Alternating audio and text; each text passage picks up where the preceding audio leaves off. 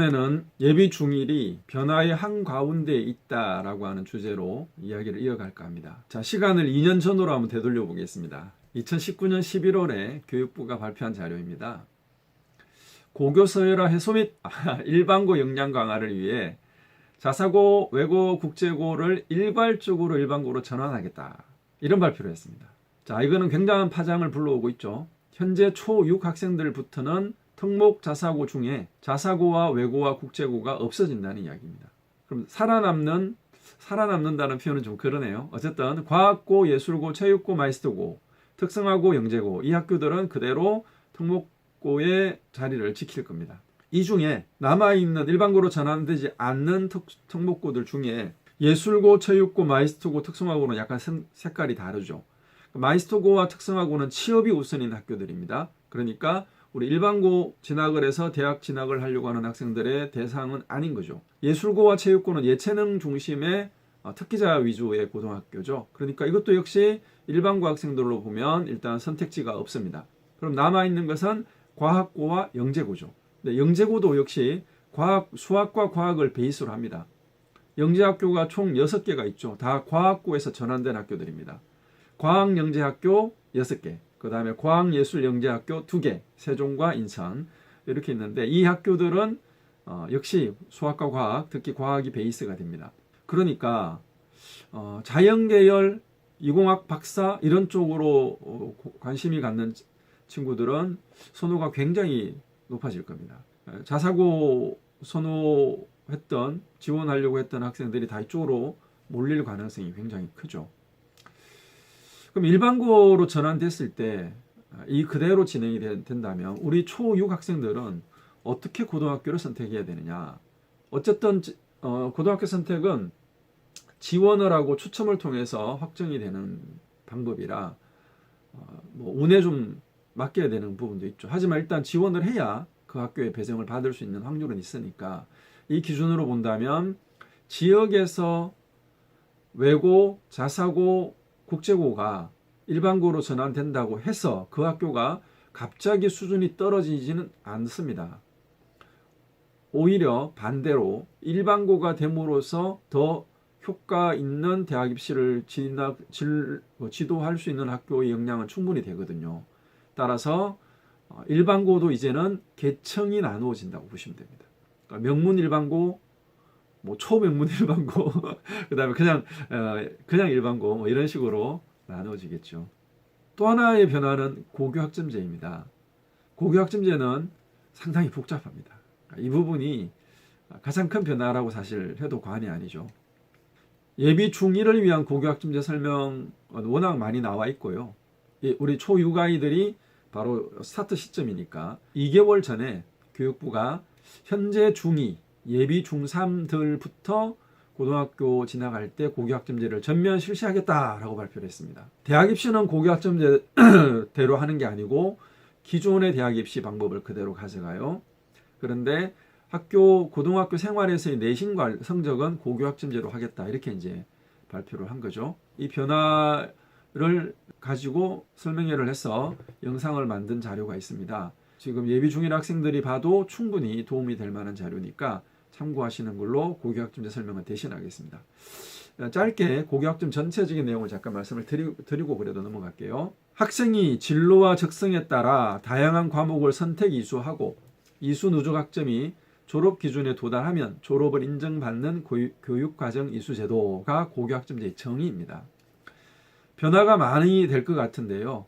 가장 큰 변화 중에 하나가 단위의 학점으로 바뀌는 것뿐 아니라 선택 과목의 변화가 생기기 시작합니다. 선택 과목의 숫자를 획기적으로 늘려주겠다. 그래서 학생들이 자기가 듣고 싶은 거, 자기 진로와 관계되는 다양한 과목들을 이수할 수 있게끔 장을 만들어 주겠다라는 것이 고교학점제의 핵심이죠. 그러니까 기존에 현재 학생들이 보통 교과에서 선택하는 과목이 일반 선택과 진로 선택 크게 두 가지가 있어요. 전문 교과는 보통 특목고에서 진행되는 과목들이기 때문에 일반고 기준으로는 제외시켰습니다. 설명을. 여기에 융합 선택 과목이라는 게 하나 더 추가가 돼서 선택 과목의 범위를 넓혀준 거죠. 과목을 선택하는 것도 중요하지만 평가가 어떻게 되는지는 사실 입시에서는 초미의 관심사입니다. 그래서 현재는 A, B, C, D, E 5단계의 성취도를 가지고 학생들을 평가하고 있습니다. 그런데 고교학점제 기준에서는 여기에다가 F학점에 해당이 되는 I라는 등급을 하나 더 만들었습니다. 그 I는 불완전하다 이거죠. 미수 과목이다. 근데 미수 과목이 있으면 어떻게 되느냐? 졸업을 못한다. 이론적으로는 그래요. 그러나 그대로 방치하지 않겠다. 학교나 선생님들이 책임지고 미수 학생들, 미수 과목에 대해서 보완하고 보충해서 이수가 40% 이상의 이수율, 학업 성취율을 만들어 주겠다라는 게 고교학점제의 방향입니다. 그 다음에 내실 산출 방식에도 변화가 생기는데 이 부분은 조금 지금 초육 엄마들이 받아들이기는 조금 어렵습니다. 하지만 전체적인 흐름은 대충 한번 듣고 넘어가시는 게 좋을 것 같아서 잠깐 말씀을 드리면 현재 중1까지는 공통과목과 일반 선택 과목의 성취도 A, B, C, D, E와 석차 등급을 병기합니다. 석차 등급 병기하는 과목이 공통과목과 일반 선택 과목 두 가지가 현행이에요. 그럼 일반 선택은 뭐냐? 일반 선택은 고2 때 학생들이 선택하는 과목들이 보통 일반 선택 과목입니다. 그런데 오른쪽에 보면 향후에 2025년부터 현재 예비 중1이죠. 우리 초육 아이들이 고1이 되는 그 순간이 2025년입니다. 그때부터는 색깔이 달라졌죠. 공통 과목만 석차 등급을 병기하고 일반 선택, 융합 선택, 진로 선택은 모두 석차 등급을 병기하지 않습니다. 즉 성취도만 평가를 하겠다는 거죠. 무슨 문제일까요? 대학의 입장에서 생각을 해야 됩니다. 대학에서 학생들을 선발할 때 학생부에 기록되어 있는 성적표를 가지고 학생들의 점수를 계산합니다.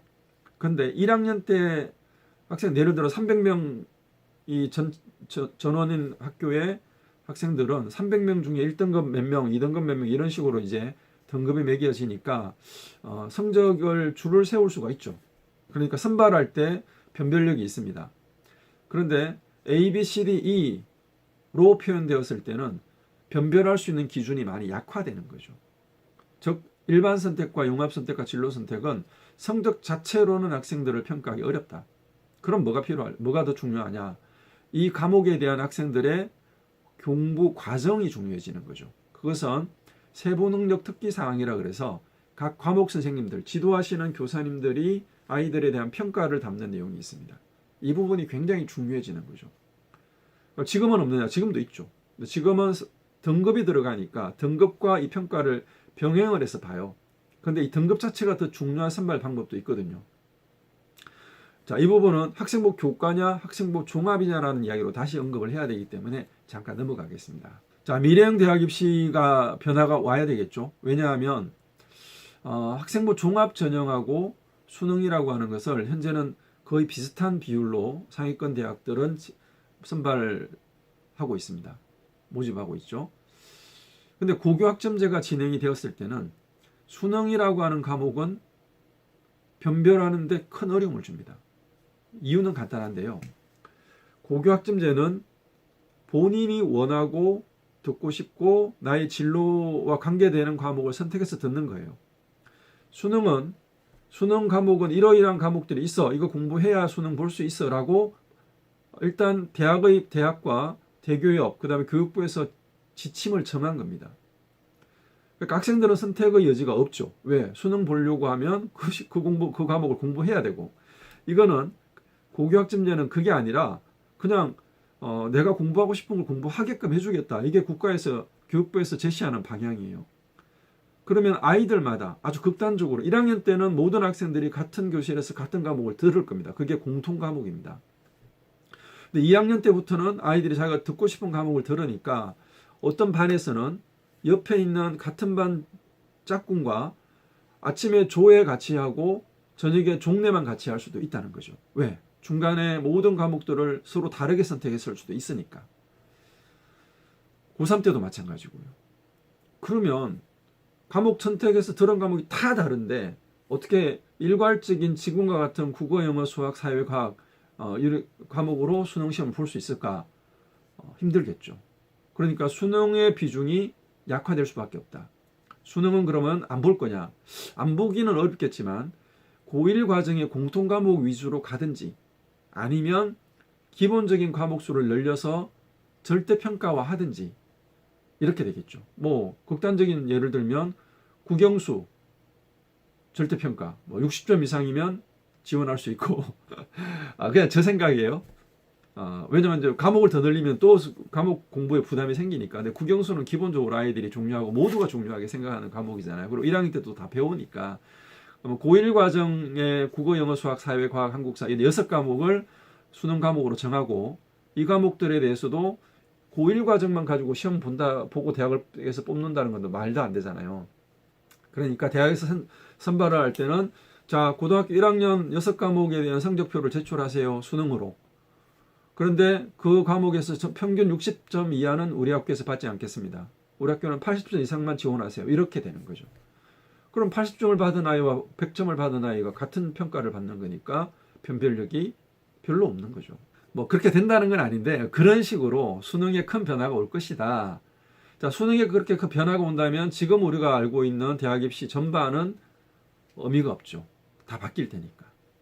아무래도 학생부 종합이 좀 더 큰 변화를 만들어내지 않을까, 좀 비중을 늘려가지 않을까. 그리고 뭐 국제 바칼로레아, 인터내셔널 바칼로레아가 화두가 되고 있습니다. 그리고 우리나라 고등학교 중에 뭐 몇몇 외고부터 시작해서 IB를 정규 교육 과정에 도입을 해서 굉장히 입결이 좋게 대학 합격이 좋아지는 학교들이 있다는 뉴스가 심심찮게 나오기 시작했습니다. 대비하고 있는 거죠.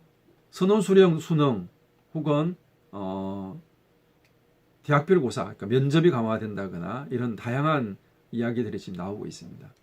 복잡하니까 그냥 우리 현재 예비 중인 어머님들은 변화가 크겠구나 이 생각만 일단 하셔도 될 것 같아요. 자, 그 다음에 서울대에서 정시라고 하면 이제 대학 입시는 크게 수시, 정시, 추가 이렇게 세 가지가 있는데 수시 모집에서는 수능 성적을 반영을 하는 게 있고 반영하지 않는 방법이 있습니다. 수능 성적을 반영한다고 했을 때는 현재 수능 성적은 3단계로 구분이 돼요. 표준 점수 100분이 등급. 수시에서 반영하는 수능은 모두 등급입니다. 정시에서는 등급만 반영하는 학교는 거의 없고요. 표준 점수와 100분이라는 점수 자체를 반영을 합니다. 줄 세우기가 편하니까요. 따라서 서울대가 원래 정시에서는 수능으로만 뽑았어요, 학생들을. 그런데 내년부터 현재 예비 고3부터는 이 수능만 가지고 학생을 선발하지 않고 학생부의 기록을 반영하겠다라고 하는 겁니다. 그 학생부는 어떤 걸 반영하느냐? 내신 성적과 선생님들의 평가. 네가 어떤 과목을 들었고 어떤 성적을 받았고 그다음에 선생님들은 어떻게 평가했는데 이걸 반영하겠다는 거죠. 그러니까 학생부 종합의 일부를 정시에 반영을 하는 거죠. 지금 이게 수시, 정시 구분이 잘 없는 어머님들 입장에서는 무슨 말인가 싶으실 거고요. 조금 뭐 큰 아이를 키워보신 분들은 아니 정시는 수능만 가지고 뽑는다고 하지 않았어? 근데 왜 학생부를 반영해? 이런 좀 의아스러운 부분이 있겠죠. 이 부분도 헷갈리시는 분들은 일단 패스하셔도 됩니다. 제가 학생부를 보면서 한 번 더 설명을 드리겠습니다. 수학 교과 영역의 구성을 통해서 교육과정의 변화를 한 번 더 살펴보도록 하겠습니다. 과목별 변화 전체를 설명할 시간이 없기 때문에 그냥 수학 과목을 설명함으로 이런 식으로 변화가 오겠구나 라고 예상을 해주시면 되겠네요. 현재는 수학이 공통과목, 일반 선택과목, 진로 선택과목, 그리고 전문 교과 이렇게 나누어져 있는데 보통 교과 라고 하는 이 표현이 좀 어려운 표현이죠. 아직 우리가 배우지 않은 내용이니까 그냥 교과라 그러면 큰 집단이라고 생각하시면 됩니다. 그리고 그 교과 안에 과목들이 분포되어 있습니다. 자, 공통 과목은 고1 과정에서 배우고 있습니다. 자, 현행을 먼저 말씀을 드릴게요. 그 다음에 고2로 아이들이 학년이 올라가면 일반 선택 과목을 선택해서 들을 수 있는데 현재 기준으로는 수능 출제 과목이 뭔지에 따라서 선택 과목이 달라지죠. 그러니까 현재 수능 수학은 수학 1, 수학 2 얘가 공통 과목이에요. 이게 좀 공통 과목 수학하고 헷갈리는데 다시 한번 설명을 드리겠습니다. 현재 수능은 수학 1과 수학 2는 누구나 들어야 돼요. 거기다가 한 과목을 더 추가하는데 그게 미분적분이냐, 미적분이냐, 아니면은 확률과 통계냐, 아니면 기하냐, 이 셋 중에 하나를 선택해서 수능 과목을 조합을 합니다. 그러니까 총 3가지 수능 선택 과목이 생기죠. 수학 1, 수학 2, 미적분, 수학 1, 수학 2, 기하. 요 두 세트는 이공계열, 즉 의학 계열이라든가 공학 계열이 공대, 뭐 기계공학, 화학공학, 화생공 이런 거, 그 다음에 자연계열, 물리학, 화학, 생명 이런 전공을 진학할 아이들은 이 2가지 중에 하나를 선택해요. 미적분이나 기하 중에. 그 다음에 나머지 인문계열 학생들은 수학 1, 수학 2, 확률과 통계를 기본으로 하고 있습니다. 그래서 올해부터 시작된 이 선택 과목 때문에 수능 성적에 따라서 유불리가 결정된다. 이런 이제 복잡한 얘기가 나오기 시작을 했고요. 진로 선택 과목 중에서는 기하라는 과목이 선택 과목으로 보면 진로 선택인데 수능 과목에는 들어갑니다. 선택해서 수능 과목에 시험 볼 수가 있고요. 그 다음에 진로 선택 중에서 과학 탐구 중에 물리2, 화학2, 생명2, 지학2 요 4과목도 선택해서 수능으로 시험을 볼 수가 있습니다. 그럼 특징이 뭐냐 하면 진로 선택 과목은 모든 아이들이 동일한 과목을 듣는 게 아니에요. 본인이 필요한 것만 듣는 거죠. 일반 선택 과목도 수학 1, 수학 2는 모두가 듣지만 나머지는 본인이 선택하는 거죠. 근데 이러한 선택의 폭을 완전히 넓혀준다. 선택의 경계를 완전 없애고 누구나 무슨 과목이나 아무거나 듣게 해준다. 이게 이제 고교학점제의 핵심이거든요. 그러면 이제 변화가 생기는 내용을 다시 한번 설명을 드릴게요. 자, 개정이 됩니다. 그래서 새롭게 개정된 고교학점제 기준의 교육과정으로 보면 공통과목, 1학년 때 배우는 공통과목으로는 뭐가 될지는 모르죠. 뭐 일단 그냥 지금의 고1 수학이라고 예정을 하겠습니다. 그 다음에 2학년 때부터 선택하게 되는 과목들은 일반 융합 진로로 나누어지는데 제가 지금 책을 칠하지 않았잖아요. 현재는 색이 2칸이 돼 있고 개정은 색이 1칸만 돼 있죠. 이 색칠된 부분이 수능하고 연계된다 이렇게 보시면 되겠습니다. 아직까지는 명확하진 않지만 자, 교육과정이 이제 바뀔 텐데 바뀌는 교육과정이 아직 확정되지는 않았고요. 확정이 된다면 다시 이제 한번 설명회를 진행을 하도록 하겠습니다. 차이가 있다면 수학일 지금 바뀐 A안하고 B안 뭐 2가지 안이 대두가 되고 있는데요. A안으로 보면 공통, 즉 1학년 수학으로는 다시 수학 1, 수학 2 이름이 그냥 계속 왔다 갔다 바뀌죠. 네. 그냥 내용 무시하시고요. 내용만 보면 현재 우리가 흔히 어머님들 알고 있는 수학상이 있죠. 고등학교 1학년 1학기 때 배우는 수학상의 내용이 그대로 수학 1로 배정이 됩니다. 그 다음에 수학하에서 배우고 있는 것이 개정되면 수학 2라고 하는 과목으로 배정이 되는데 추가가 될 과목들이 있다는 거죠. 그게 뭐냐면은 빠지는 것도 있고 추가되는 것도 있는데 수학상으로 상의 범위 안에 도형의 방정식이 있는데요. 이 도형의 방정식이 현재는 이 안에 부등식의 영역이라는 단원이 빠졌어요. 그 이전에는 있었습니다. 근데 빠졌다가 이거 중요하네 해서 다시 집어넣겠다는 거죠. 또 수학2에 들어갈 수 있는 저 행렬이라는 게 이전에 있었다가 빠졌어요. 아이들의 공부 분량을 줄이겠다고 해가지고. 근데 다시 이거 중요하네. 4차 산업혁명 시대의 행렬과 그 이산 수학 쪽에 뭐 순서도 알고리즘이라고 하죠. 이거 중요하네. 그래서 다시 배우게 하자. 이렇게 아무튼 초래방정 이런 초래방정들이 아무튼 그렇습니다. 그래서 뭐 우리가 제도의 변화를 욕하고 뭐 이렇게 투덜댈 수는 없죠. 따라가야 되니까 한번 우리끼리 한번 투덜대는 걸로 대신하겠습니다. B안은 좀 더 이제 분량을 줄인다 이런 이야기인데요. 확정된 건 하나도 없습니다. 어쨌든 여러 가지로 변화가 예상되고 있다. 그래서 제가 강조하고 싶은 게 하나가 있습니다. 수학 전문 학원들마다 수학 선행을 많이 강조하죠. 현재 초6부터는 그러니까 중1까지는 현재 중1, 중2, 중3 이런 아이들은 기존의 수능 체제, 내신 체제를 그대로 간다고 봐야 돼요. 그러니까 선행을 하는 것이 맞습니다. 할 수만 있다면, 능력이 되고 할 수만 있다면 좀 많이 수학 기준으로 선행을 많이 하는 게 좋을 것 같아요. 물론 이제 제가 처음에 우리 수학 공부 잠깐 해본 것처럼 단순한 개념 정리가 아니라 아이가 자기 말로 그 단원을 설명할 수 있을 정도로 깊이 있게. 그래서 문제를 읽을 때 그 수학 문제를 풀면서 기호를 자기의 언어로 표현할 수 있을 정도로 되면서 선행을 해야 되겠죠. 심화 문제도 풀어보고요. 자, 그렇게 하는 게 맞는데 지금 오늘 설명에 들어오신 우리 어머님들 예비 중1, 예비 초6, 현재 초6, 현재 초5 이 학생들은 제가 추천하는 방법은 너무 많은 선행하는 게 오히려 독이 될 수도 있다.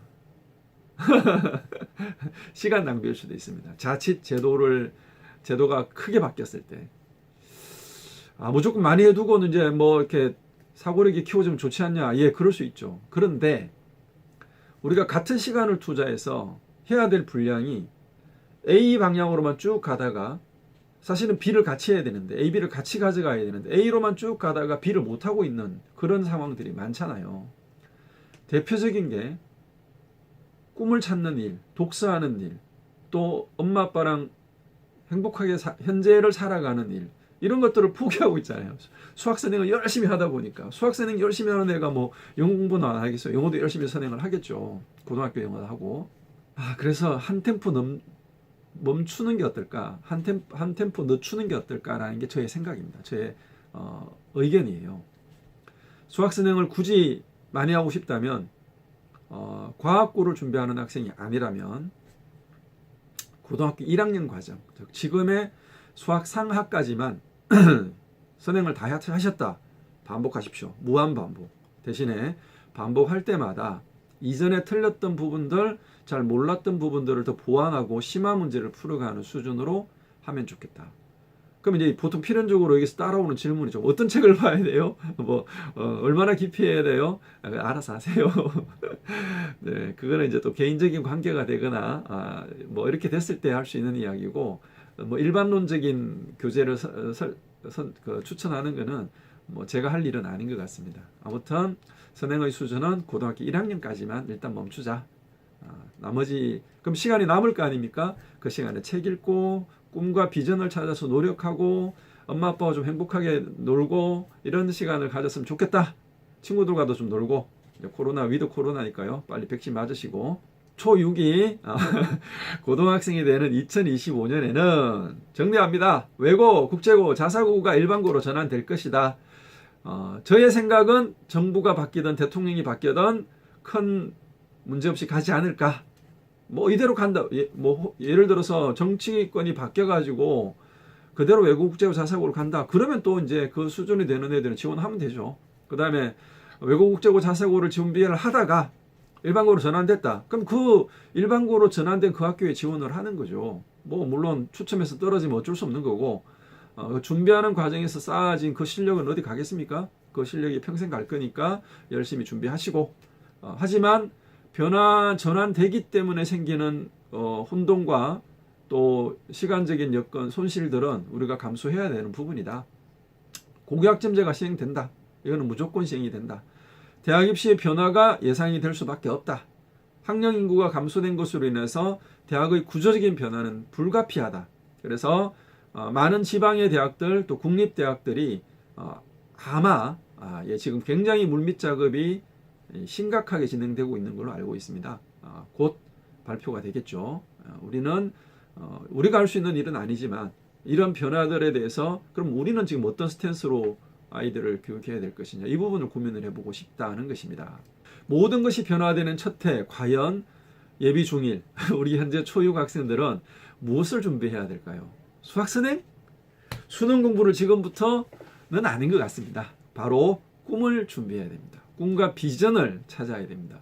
아니 그거는 진직부터 강조됐던 거 아닙니까? 그래서 자유학년제까지 확대돼서 진행되지 않았습니까? 이런 말씀들을 많이 하죠. 이것도 또 이제 변덕이 심하죠. 뭐 자유학년제를 해보니까 1학년, 2학년, 1년 동안 시험 안 보니까 아이들의 그 학업 역량이 너무 떨어진다. 그래서 자유학기제로 다시 전환하자. 1학기만 자유 꿈찾기를 하든지 2학기만 찾든지 뭐 아니면 1학기는 전체적으로 자유학기제로 하고 2학기 때부터는 시험 보자. 이런 이야기가 지금 나오고 있고 교육부도 아마 긍정적으로 이 방향을 준비하고 있는 것 같습니다. 어쨌든 간에 우리는 예비 중1 과정에서는 자유학년제 기준으로 가니까 이 자유학년제 1년 동안 아이들은 꿈과 비전을 명확하게 찾아야 한다.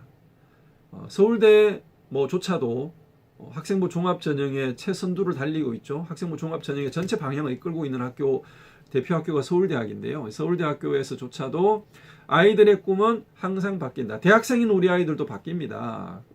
꿈이 바꾸는 것에 두려워하거나 부담을 갖지 마시라. 꿈이 정해졌을 때 그 꿈에 얼마나 충실하게 준비했느냐, 그 꿈을 이루기 위해서 얼마나 노력했느냐를 우리는 본다. 그리고 꿈이 바뀌었다면 또 바뀐 꿈에 대해서 얼마나 열심히 준비하고 노력하고 최선을 다했는지를 보겠다라는 것입니다. 그러니까 한번 정한 꿈이 끝까지 가야 된다라는 부담은 내려놓으시고, 지금 우리 아이가 가장 많이 관심을 가지는 부분, 그걸 꿈으로 일단 한번 정해봅시다. 바뀌어도 되니까. 우리 아이가 지금 강아지를 키우면서 수의사를 꿈꾼다.